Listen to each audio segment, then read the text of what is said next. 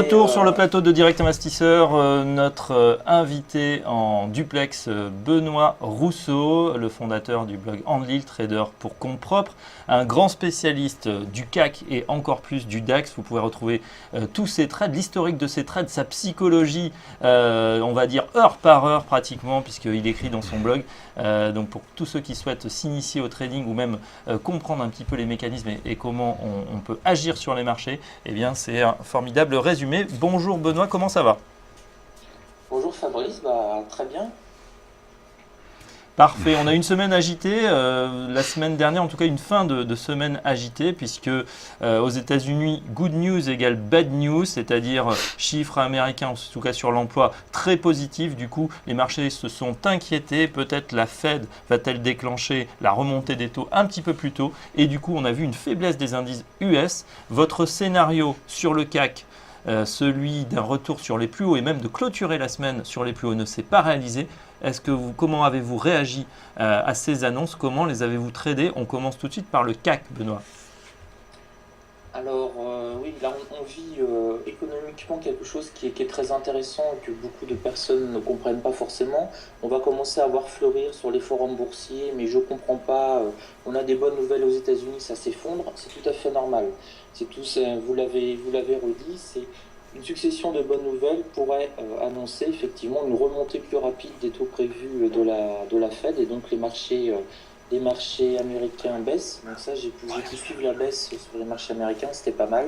Par contre, les marchés européens n'ont pas du tout suivi parce que nous, on est boosté à l'adrénaline, si j'ose dire, au QE.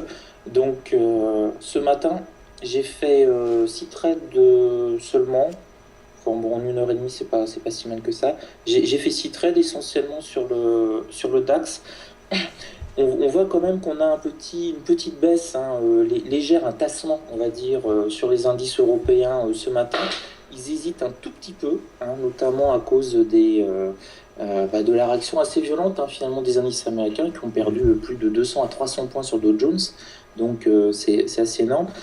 Donc on a bien baissé à 9 heures, on a eu une petite tentative de rebond sur le CAC 40, mais on n'a pas été revoir les 4950, les plus hauts en pré-market, et on n'a pas été tout à fait revoir donc c'est plus haut. Donc pour moi c'est quand même un indice un petit peu de faiblesse. Alors attention, faiblesse relative sur les indices européens, parce qu'on aurait eu sur une journée de ce type, il y a à peu près 4 mois, on serait à moins 3%, par exemple, sur tous les indices européens. On aurait suivi la chute des indices américains. Et en plus, en Grèce, on a des petites indications, des petits nuages qui arrivent, où le ministre grec menace, entre guillemets, pour faire pression sur l'Union européenne, d'en appeler au peuple, c'est-à-dire le référendum. Et ça, je pense que ça commence à un petit peu inquiéter, alors très légèrement, les marchés européens. Ouais, on voit qu'on a lâché en tout cas l'objectif des 5000 points qu'on guettait en fin de semaine dernière. Selon vous, quels sont les prochains niveaux qu'il va falloir surveiller? Comment on peut se positionner actuellement sur le CAC? Alors, sur le CAC, ça m'arrange qu'on baisse, parce que j'ai quand même une optique assez bear sur les marchés. Donc on baisse. Je vous avais signalé que quand tout le monde attend un peu les 5000 points, généralement on n'y arrive pas. Donc là, effectivement, on est monté à 4990 et boum, on s'est pris une claque vendredi et on a rebaissé.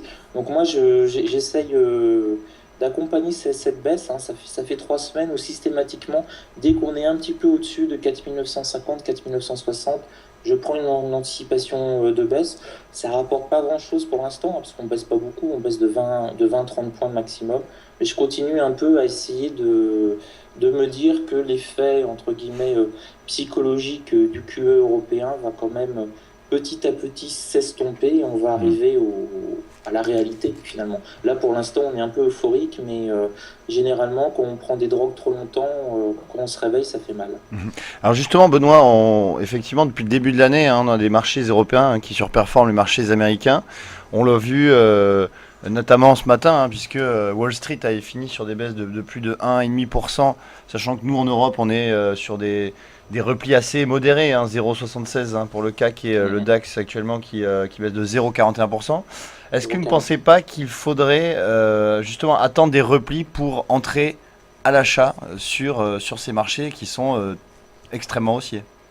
Sur les marchés européens, oui, systématiquement. C'est pour ça que, en fait, je me base sur simplement sur des canaux. Au-dessus de 4950 jusqu'à 5000, j'essaye de vendre. Et là, dès qu'on arrive sur des supports intéressants, j'essaye de rentrer à l'achat, mais alors avec beaucoup moins de lots. Je préfère quand même être chargé en anticipation de baisse que pour des rebonds. Et là, par exemple, on a une zone qui est intéressante pour de l'intraday sur les 4890. Si on descend sur les 4885, 4890, c'est la S3 journalière. On risque d'avoir un retour vers les 4900, voire une réintégration de la S2 journalière.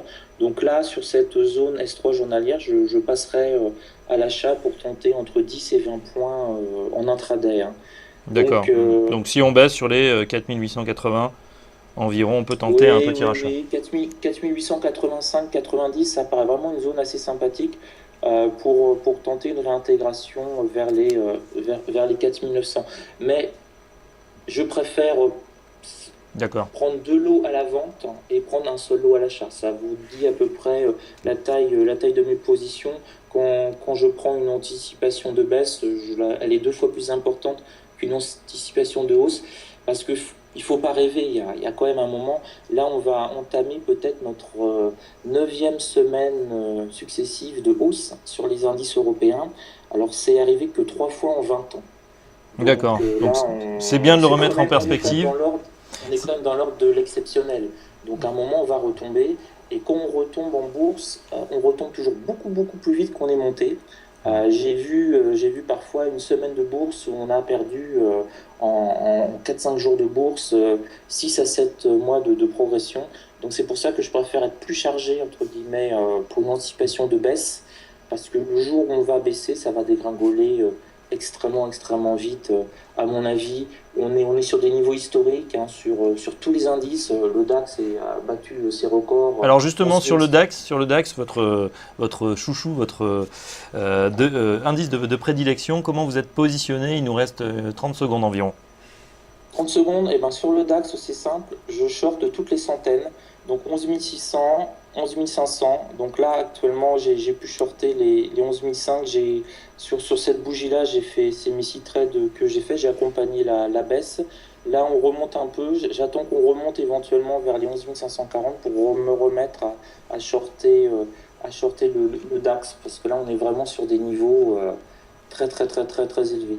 Et on repère tous les niveaux. Là, les 11 600, dès qu'on les a atteints, on s'est pris une méga bougie qui était un peu confirmée par le RSI 14. Donc même stratégie pour le DAX, pour du day trading. On attend que ça monte beaucoup, qu'on arrive sur des plus hauts historiques, des centaines idéalement, 11 600 c'est très bien. On short et on se prend au moins 25 points en théorie sur le premier passage. Vous voyez là, dès qu'on arrive la première fois sur un niveau historique, toutes les centaines, on a 9 fois sur 10 un reflux assez important. Donc à vous écouter, on vend toutes les centaines, ça paraît presque facile. On suivra ça avec vous toute la semaine, Benoît. Pas forcément facile, mais ça marche bien. Ouais. Eh ben voilà, quand on a une tendance une pattern qui fonctionne, il vaut mieux essayer de la reproduire. Merci Benoît, je rappelle que vous êtes le fondateur du blog Enlil. Merci pour avoir partagé ces conseils, ces stratégies boursières. On se retrouve très prochainement. On fait une courte pause, on passe ensuite au trading de Pierre Verret. À tout de suite.